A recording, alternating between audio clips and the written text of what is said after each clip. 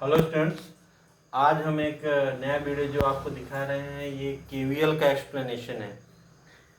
KVL कैसे apply करते किसी सर्किट में प्रीवियस वीडियो में भी हमने दिया था, लेकिन वो एक और हम कर रहे हैं, उसमें शायद समझ में ना आया होगा उतना अच्छी तरह से। तो एक और मैं एग्जाम्पल ले रहा हूँ। यहाँ पर जो मैं एग्जाम्पल ले रहा हूँ, यहाँ आप देखो ध्यान से, एक क्यूब है और एक क्यूब के सभी साइड्स में देखिए एक क्यूब बन गया और क्यूब की सभी साइड्स में एक रेसिस्टेंस है।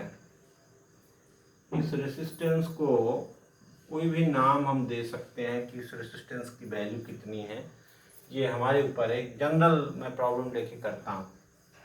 जैसे मान लो कि सभी में स्मॉल आर है, आइडेंटिकल रेसिस्टेंस है, सभी में स्मॉल आर आइडेंटिकल रेसिस्टेंस है और यहाँ हमने ये कहा कि जो इसकी दो अपोजिट डायगोनल्स हैं, जैसे ये इनकी दो अपोजिट डायगोनल्स पे कोई बैटरी हमने लगा दिया है E, इसका EMF है, और इन दो अपोजिट डायगोनल्स पे पूछ रहा है कि आप करंट बताओ।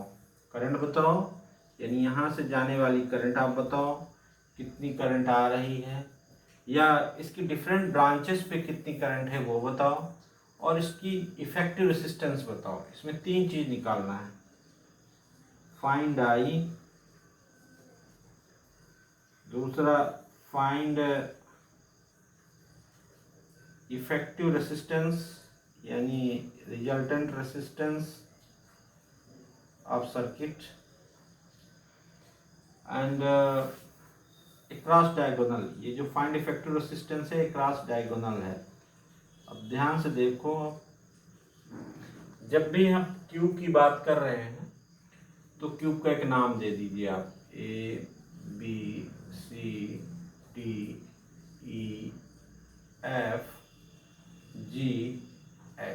क्यूब का नाम दे दिया आपने।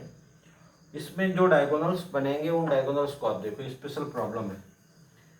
एक डायगोनल बनेगा AH, दूसरा डायगोनल बन सकता है GB, तीसरा डायगोनल बन सकता है EC। कोई भी डायगोनल के क्रॉस आपको इफेक्टिव रेसिस्टेंस निकालना है तो आप KVL इसमें लगा सकते हैं। KVL लगाने के लिए सबसे पहले ध्यान दो आप कि करंट का डिस्ट्रीब्यूशन कैसे करेंगे। मान लो कि ये करंट I आ रहा है, यहाँ पे I आने वाला करंट है, तो KCL क्या अप्लाई करेगा। KCL यहाँ तीन पार्ट में करंट चेंज हो रही है, तो I की जगह यहाँ आ गया I/3, this is I/3, this is I/3। Why using KCL the incoming current is I, outgoing currents will be I/3, so the sum of coming current equal to sum of all outgoing current। Okay, ये I/3 current यहाँ आ गया, ध्यान से देखिए video में, ये I/3 आपका यहाँ आ गया। फिर I/3 से दो पार्ट हुए हैं, एक इधर गया है एक इधर गया है। ये वाला हो गया आपका I/6 और ये हो गया आपका I/6। क्यों I/6 हुआ? क्योंकि I/6 plus I/6 equal to I/3। आने वाला है I/3, जाने वाला I/6 I/3। Similarly everywhere. अच्छा, करंट क्यों इक्वल डिस्ट्रीब्यूट हो रही है, ये क्वेश्चन भी हो सकता है। क्या आप इसको गेस कर सकते हैं क्यों इक्वल हो रही है करंट डिस्ट्रीब्यूट? क्योंकि रेसिस्टेंस सब में इक्वल है।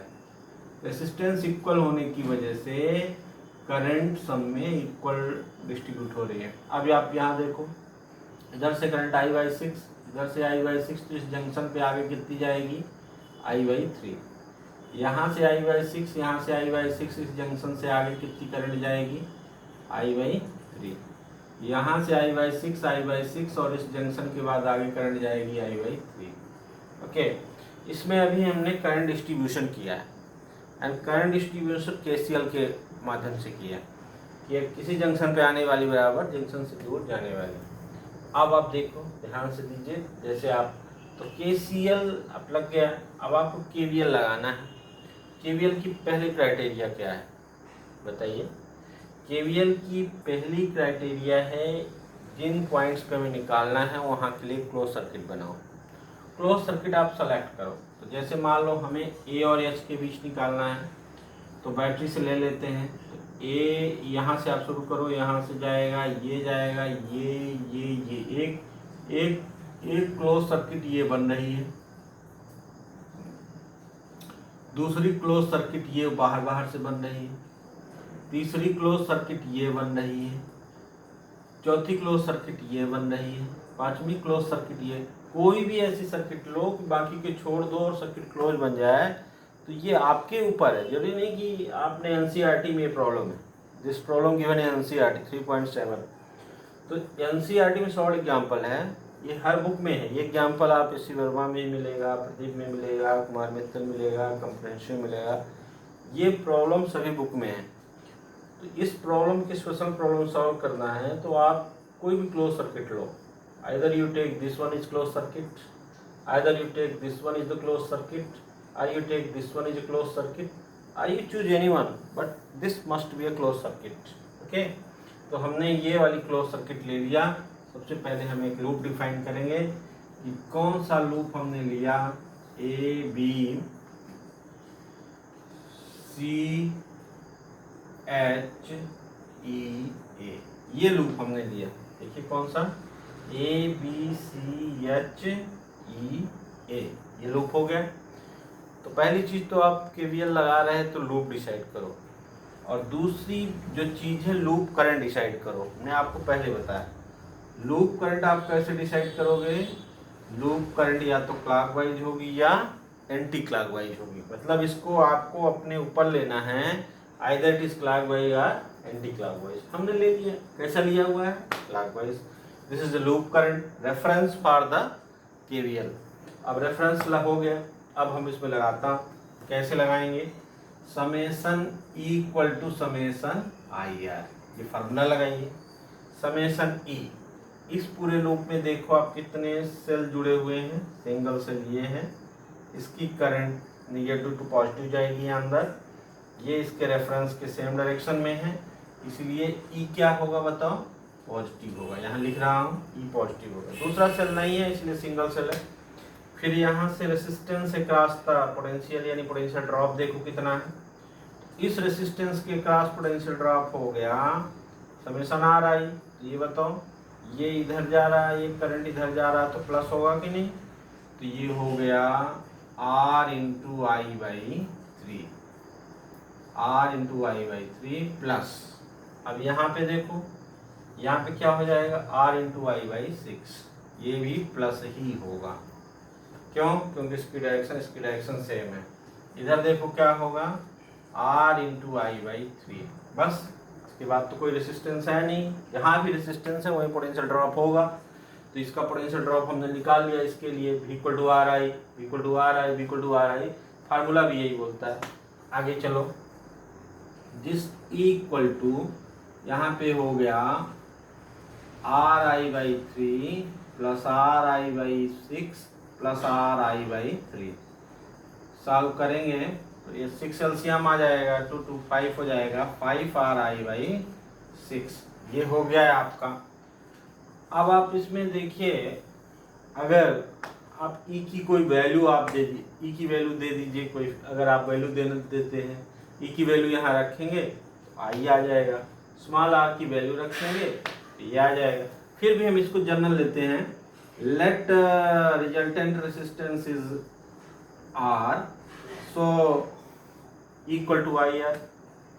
मान लेता हूँ कि इस पूरे सर्किट का रिजल्टेंट रेसिस्टेंस कितना है, कैपिटल R, और इक्वल टू IR होगा क्योंकि I करंट हमने दिया हुआ है।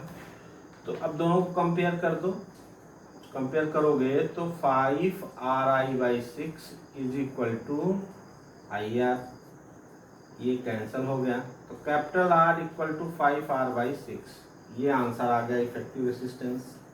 अब अगर इसमें आपको ऐसे लगता है कि नहीं, हम यहाँ स्मॉल r की वैल्यू कुछ रख देते हैं, 1 ओम रख दो, आपके एनसीईआरटी में 1 ओम दिया है, 2 ओम रखना है 2 ओम रख दो, तो इस तरह से ये सॉल्व हो जाएगा, ये आंसर आ गया। तो केवीएल की मदद से हमने R निकाल लिया, यहीं से चाहो तो I भी निकाल सकते हो, I equal to 6E by 5R, है ना, ये I भी आ गया। केवीएल को लगाया। देखो एक ऐसा क्वेश्चन है जिस क्वेश्चन में हमें 2-3 कंसेप्ट क्लियर होते हैं। पहली कंसेप्ट ये कि how the current distributed from a junction if the resistance are equal then current will be also equal. जैसे यहाँ पे आप देख रहे हैं कि आर तीनों में है, इसलिए आई को डिवाइड किया I/3 इधर अगर रेजिस्टेंस सेम है I/3 divided I/6 I/6 similarly ये जो क्वेश्चन है ये बहुत ही सिमेट्री वाला क्वेश्चन है। सिमेट्री जैसे मान लो कि डायगोनल AH के बीच निकालना है, डायगोनल GB के बीच निकालना है, डायगोनल EC के बीच निकालना है, सबके बीच का आंसर यही आएगा। और ये जनरल हमने निकाल दिया, अगर स्मॉल r की वैल्यू 1 है then 5/6।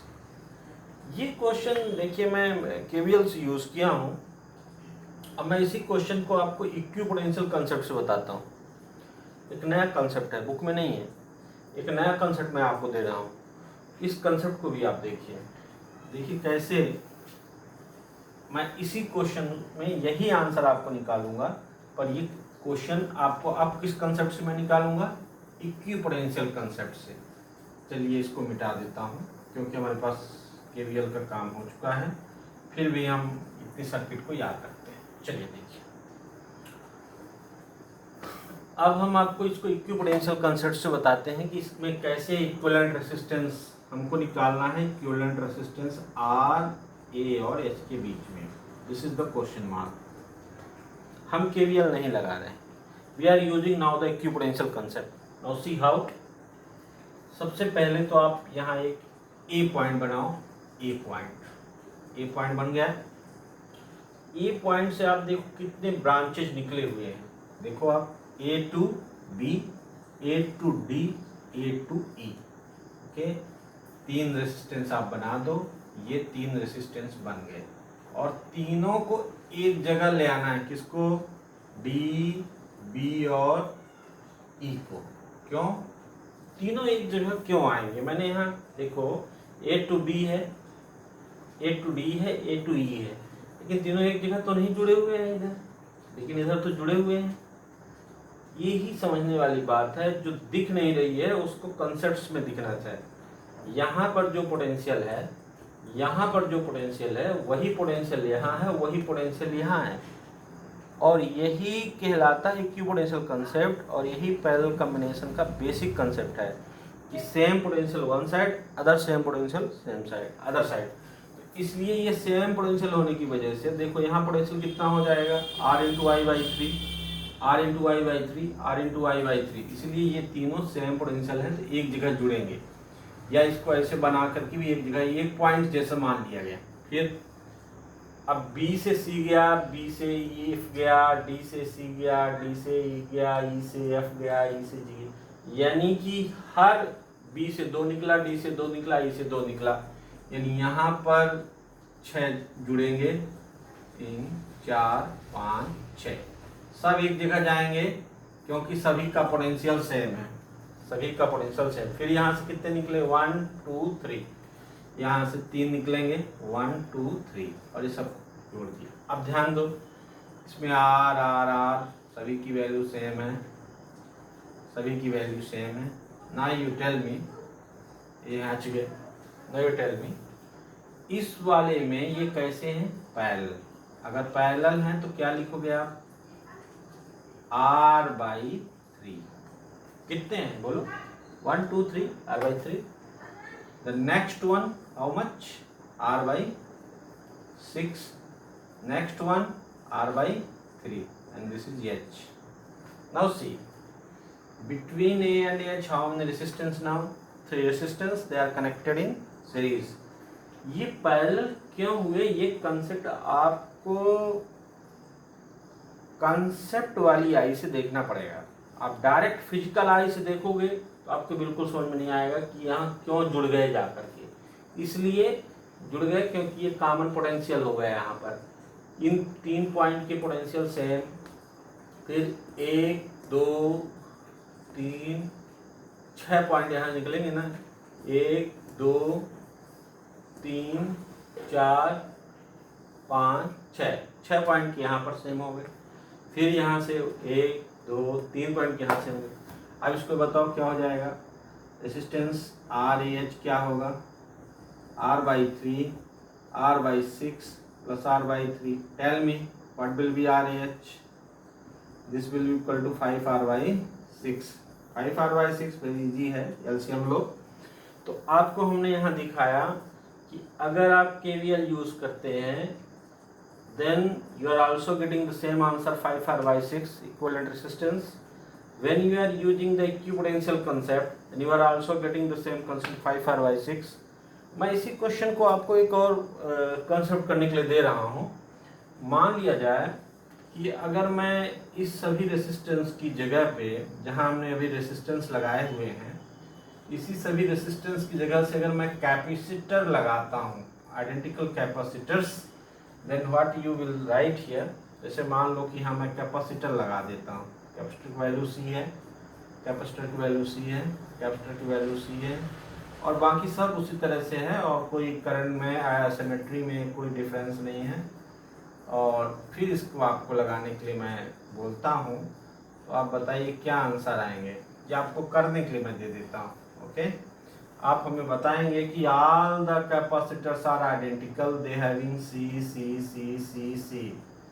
All the capacitor having the value C. What will be the resultant capacitance between A and H point? Okay, this is for you. I am writing the answer of this. Answer of this will be 6C/5. Now you solve yourself. Solve yourself using concept of common potential concept use करिए और इसको solve करिए। और अगर common potential concept में confusion है तो एक बार कॉमन पोटेंशियल को फिर समझिए। कॉमन पोटेंशियल ये होता है उन सभी पॉइंट्स को एक जगह पर जोड़ दीजिए जिनके पोटेंशियल एक बराबर है, यानी कॉमन है। अंडरस्टूड? वो एक जगह पर जुड़े हुए माने जाएंगे। तो ये हमने दिया आज का एक क्वेश्चन, और कुछ और क्वेश्चंस हैं जिनको अब आप खुद सॉल्व करेंगे। जैसे मैंने फर्स्ट डे ही बोला था, KVL में जितनी आप प्रैक्टिस करेंगे उतना आपका कंसेप्ट क्लियर होगा। अगर कोई KVL को छोड़ के सोच रहे हैं कि ये थोड़ा सा कठिन पड़ रहा है, इसको छोड़ के मैं आगे वाला कंसेप्ट कर लेता हूँ और इसको छोड़ देता हूँ, ये बिल्कुल मिसकंसेप्शन है। क्योंकि KVL अगर क्लियर नहीं है तो आगे आप फ्यूटस्टोन नहीं पढ़ पाओगे, मीटर ब्रिज नहीं पढ़ पाओगे, या दूसरी सर्किट्स हैं वो आपको समझ में नहीं आएंगी। तो बहुत इम्पोर्टेंट बात है सर्किट को समझना, और जब आप सर्किट को समझ लेंगे आप आसानी से आंसर्स बोल सकेंगे। अब पुराने सालों के पेपर्स देखो, लास्ट ईयर बोर्ड के जितने भी पेपर्स हैं 2005-06 से मैं देखा, लगभग हर साल एक क्वेश्चन रहता है। कभी छोटे क्वेश्चंस हैं कॉमन पोटेंशियल के, कभी सीधे KVL पे हैं, कभी KCL KVL दोनों पे हैं। तो आप इस तरह के क्वेश्चंस की प्रैक्टिस करिए, ढेर सारे क्वेश्चंस की प्रैक्टिस करिए, रेफरेंस बुक्स में भी जाइए। और मैं अब आपको एक नया सर्किट के बारे में अगले वीडियो में पढ़ाऊंगा जिसमें KVL KCL दोनों का उपयोग होगा। तो एक बार फिर से आप KCL और KVL को पढ़ लें, प्रैक्टिस कर लें, सीख लें, और जो क्वेश्चन हम यहाँ डिस्कस करते हैं ये क्वेश्चंस बेस क्वेश्चंस हैं, इनको आप अच्छी तरह से समझेंगे तो आपको बहुत से कंसेप्ट्स क्लियर होंगे। Thank you, have a nice day.